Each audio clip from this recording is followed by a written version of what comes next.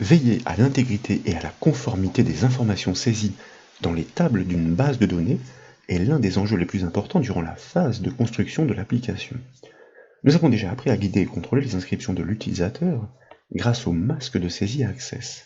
Ces techniques, nous les avions déployées pour vérifier un code postal, un numéro de téléphone ou encore une date. Mais tous trois proposent des constructions tout à fait remarquables qu'il est simple d'examiner. Concernant le cas d'une adresse mail, la problématique est tout autre. Hormis quelques caractères imposés comme l'arrobase et le point, il n'y a pas de règle stricte. Et nous apportons ici l'astuce pour valider ou réfuter l'inscription d'une adresse électronique dans un champ de table. Et pour les besoins des démonstrations, eh bien je vous propose de récupérer cette petite base de données depuis le site bombache.fr. Dès lors, et pour débuter, nous allons double-cliquer sur la table commerciaux pour afficher son contenu en mode feuille de données. Elle recense des vendeurs indépendants et pour chacun d'eux, comme vous pouvez le voir, l'information sur le mail est attendue en dernière colonne. Ils ne sont pas tous renseignés pour que nous puissions réaliser des essais. Ensuite, tout à fait à gauche du ruban accueil, je vous invite à cliquer sur le bouton affichage. Ainsi, nous basculons en mode création de la table. Puis, nous allons sélectionner le champ CMail et en consultant sa feuille de propriété en bas de l'écran, nous pouvons remarquer que son attribut masque de saisie n'est pas configuré. À ce stade donc, toute inscription est autorisée puisque non contrôlée. Très vite, nous allons nous retrouver avec des renseignements farfelus et erronés. En consultant l'aide en ligne, nous savons que, dans un masque de saisie, le caractère C en majuscule représente n'importe quel caractère justement, et son inscription est facultative. Le caractère L en majuscule, quant à lui, représente une lettre et son inscription est obligatoire.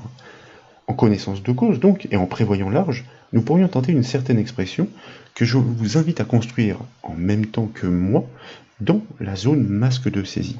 Nous prévoyons donc qu'il peut y avoir d'assez nombreux caractères en préfixe de cette adresse mail, donc nous tapons suffisamment large, qu'il y a nécessairement ensuite le symbole de l'arrobase que nous préfixons de l'anti-slash.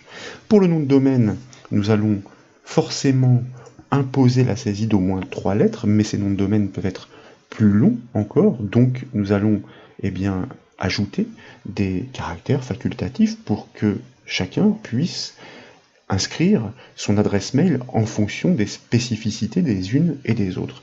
Ensuite, il y a nécessairement un point que nous préfixons d'un anti-slash, et puis pour le suffixe, nous allons imposer 2 lettres, par exemple pour FR ou BE, mais ce suffixe peut aussi être composé de 3 caractères, c'est la raison pour laquelle nous allons ajouter le code C, par exemple pour .com.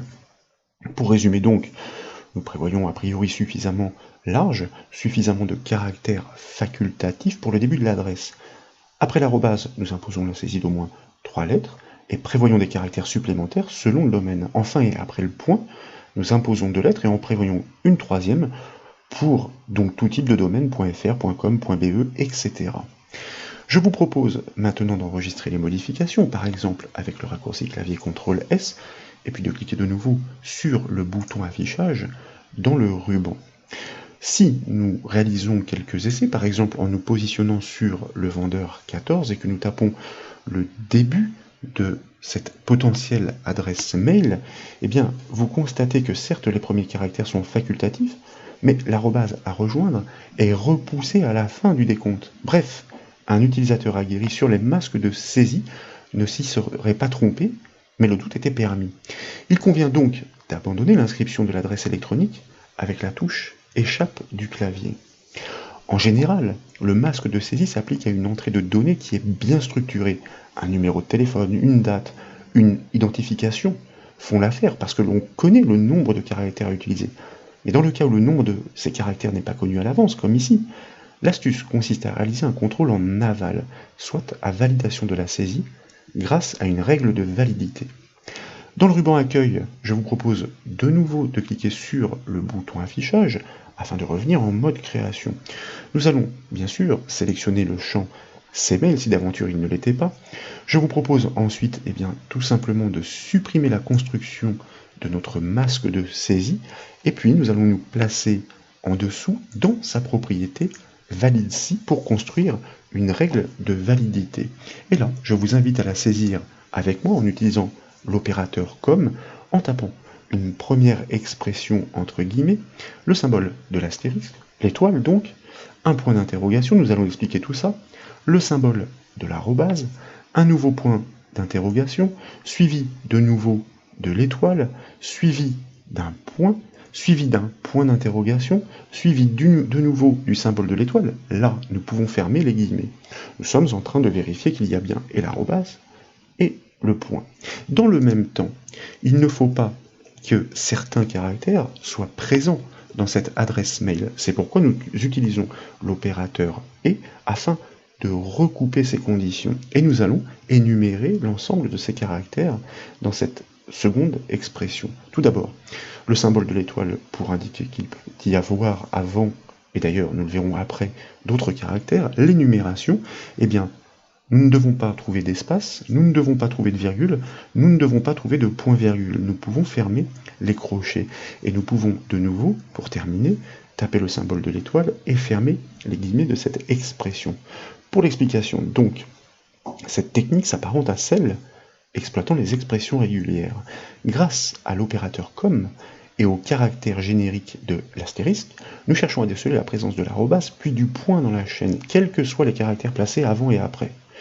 Grâce au caractère générique du point d'interrogation, nous nous assurons tout de même de la présence réelle d'un caractère avant et après ces symboles. De la sorte, et par exemple, nous n'autorisons pas les adresses commençant par le symbole de l'arrobase. Dans le même temps, grâce à l'opérateur « et », nous nous assurons que l'espace, le point-virgule et la virgule ne figurent pas dans la chaîne. Là aussi, quels que soient les caractères placés avant et après. Et dans la syntaxe, l'énumération de ces caractères interdits doit se faire entre crochets. Je vous invite donc à enregistrer ces modifications par le raccourci clavier CTRL-S, à valider la première puis la seconde alerte en cliquant sur le bouton oui.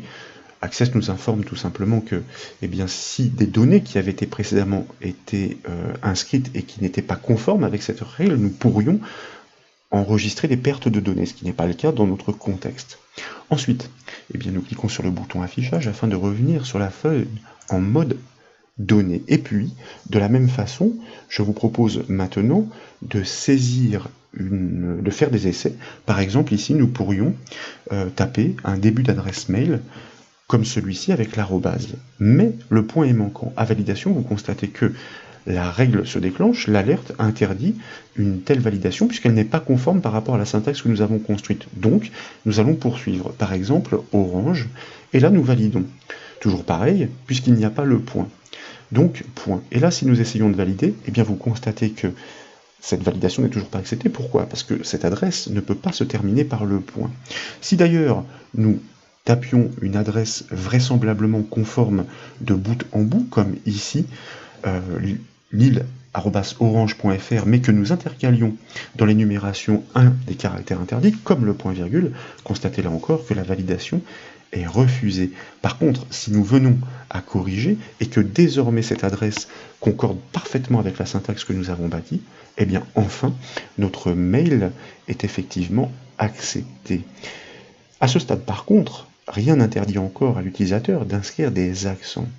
Or, nous le savons, les caractères latins, au même titre qu'un espace, sont proscrits dans les adresses. C'est pourquoi je vous propose de cliquer encore une fois sur le bouton affichage afin de revenir en mode création. Et nous allons tout simplement compléter ici notre règle dans l'énumération des caractères proscrits. Donc je me positionne avant le crochet fermant. Et puis là, il s'agit simplement d'énumérer ces accents qui sont interdits. Alors je ne vais pas tous les passer en revue, puisqu'ici ce sont les démonstrations qui priment. Il y en a beaucoup, je vais rajouter le U avec l'accent.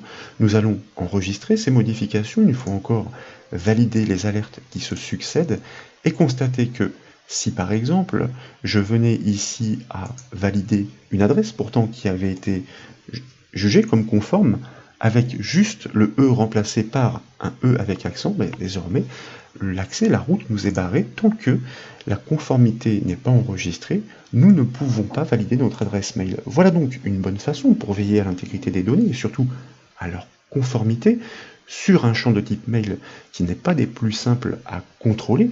Sachez que sur le site vous trouverez une syntaxe qui permettra même de pousser le vice en limitant l'inscription des adresses mail à certains domaines, comme par exemple .com, .fr, .be, à vous de voir. Vous la trouverez donc sur le site. Quoi qu'il en soit, j'espère que cette astuce vous a plu. Si c'est le cas, comme toujours, je compte sur vous pour mettre un petit j'aime à la vidéo, et vous retrouverez bien sûr toutes les formations et astuces sur le site bombache.fr. Je vous remercie.